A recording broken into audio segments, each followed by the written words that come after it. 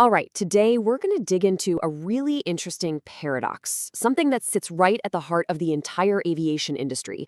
We're talking about the incredible power held by a group of people who, by design, are kept completely separate from the day-to-day action. Let's get into it. So, just think about it for a second. In an airline or a major airport, who really holds the ultimate power?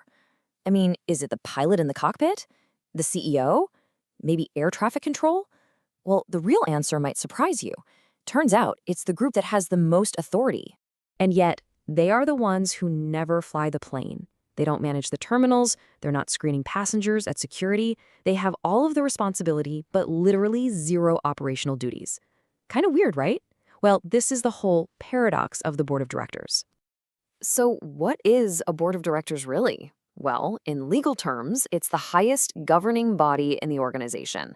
And the most important word in that whole definition is govern. Their entire purpose is to govern, not to run the business. And believe me, that's not just playing with words. It's a very deliberate, legally enforced separation of powers. And you can see that separation pretty clearly here.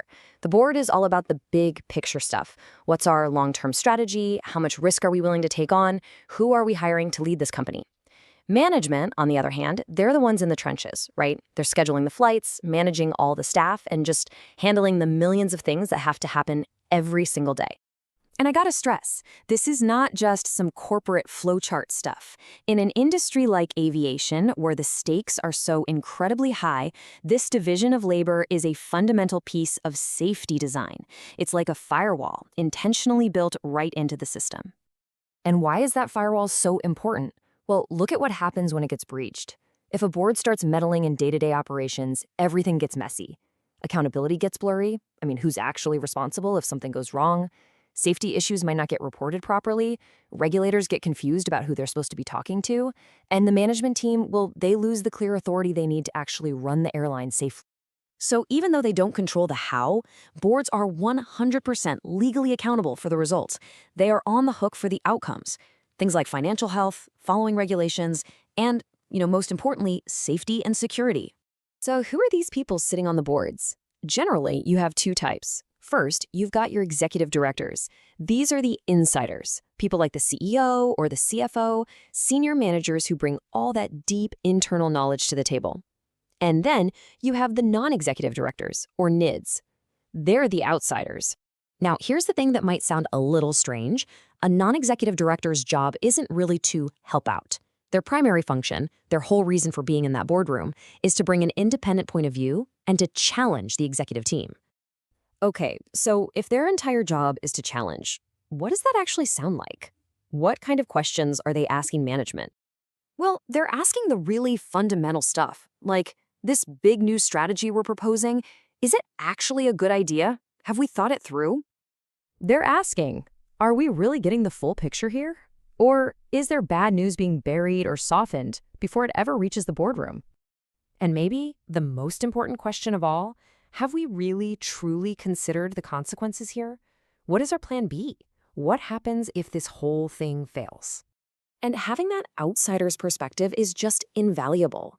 A good NED is basically a safeguard against the company's own internal blind spots. They're there to fight against that normalization of deviance. That's where slightly unsafe practices slowly become the new normal. They push back on groupthink, on overconfidence, and all the short-term pressures. And they basically keep the organization honest. But of course, this can all go terribly wrong. A board fails when it just becomes a rubber stamp for whatever management wants to do. It fails when it gets captured by outside political or shareholder interests, when it's not truly independent, or when it starts treating safety like just another box-ticking exercise instead of its most important value. And the stakes here? They couldn't be any higher. The first warning signs of a future disaster, they often don't show up on the tarmac or in the cockpit. The first signals appear as failures of governance inside the boardroom, sometimes years before anything goes wrong operationally. So how does this whole system of hands-off authority actually work in practice? Well, it all boils down to one single crystal clear relationship. You can think of it as the board CEO contract. It's actually pretty simple. The board hires one person, the chief executive officer. They set really clear expectations for that person. Then the CEO is empowered to go run the company and is held accountable for delivering the results. The board's job is to challenge them, support them, and, if they fail, to replace them. It's that clarity that protects the entire system. And that's really the core idea here.